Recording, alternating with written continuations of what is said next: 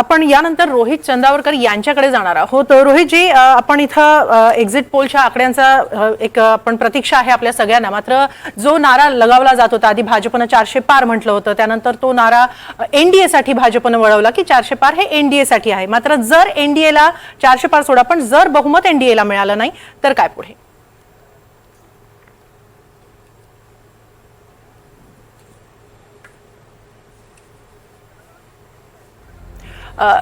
रोहितजी, आपला आवाज म्यूट आहे। म्यूटवर होतो, मी अनम्यूट केलंय। मला 2 किंवा 3 पॉइंट्स महत्वाचे या निवडणुकीचा ओव्हरऑल व्ह्यू, एक राष्ट्रीय व्ह्यू घ्यायचा म्हणून 2 किंवा 3 महत्वाचे पॉइंट्स। पहिला पॉइंट असा आहे की या निवडणुकीमध्ये आपण असं बघतोय की विरोधी पक्षांची गेल्या अनेक वर्षात किंवा अनेक दशकांमध्ये जी झाली नाही अशा पद्धतीची युती होणे, युती आघाडी काही तुम्ही त्याला म्हणा, इंडिया अलायन्स या नावाखाली, त्याच्यामध्ये डावे पक्ष काँग्रेस आणि शिवसेनेसारखे पक्ष जे थोडे राईट कडे झुकणारे होते, हिंदुत्ववादी विचारांचे होते, ते दक्षिणेचे पक्ष वगैरे अशा सगळ्यांनी एकत्र येणे, जे आपण 45-50 वर्षापूर्वीच बघितलं होतं। इंदिरा गांधी यांच्या आणीबाणीनंतर जसे विरोधी पक्ष एकत्र आले होते, त्याच्यानंतर फारशी तशी त्याचा अलायन्स आपण या देशात बघितला नव्हता। त्यामुळे 2024ची इलेक्शनची पहिली खासियत अशी आहे की विरोधी पक्षांनी टोटली एकत्र येणे, एक पॉइंट झाला। दुसरी खासियत या निवडणुकीची अशी आहे की जी आता काही मिनिटापूर्वी चर्चा झाली, आणि कुमार केतकर आमचे जे पूर्वीच्या काळात संपादक होते महाराष्ट्र टाइम्सचे, मी तिथे काम करत होतो, त्यांनी मांडलेला मुद्दा की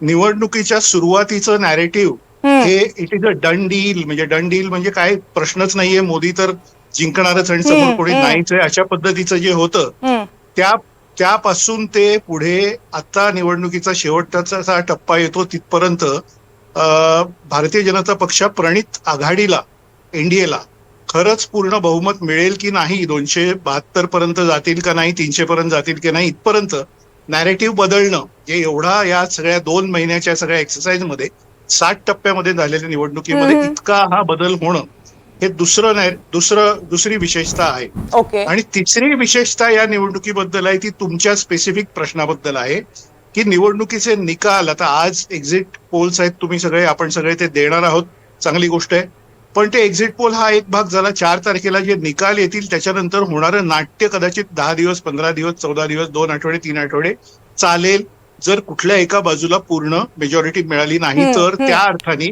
ती अनिश्चितता हे तिसरा खासियत आहे।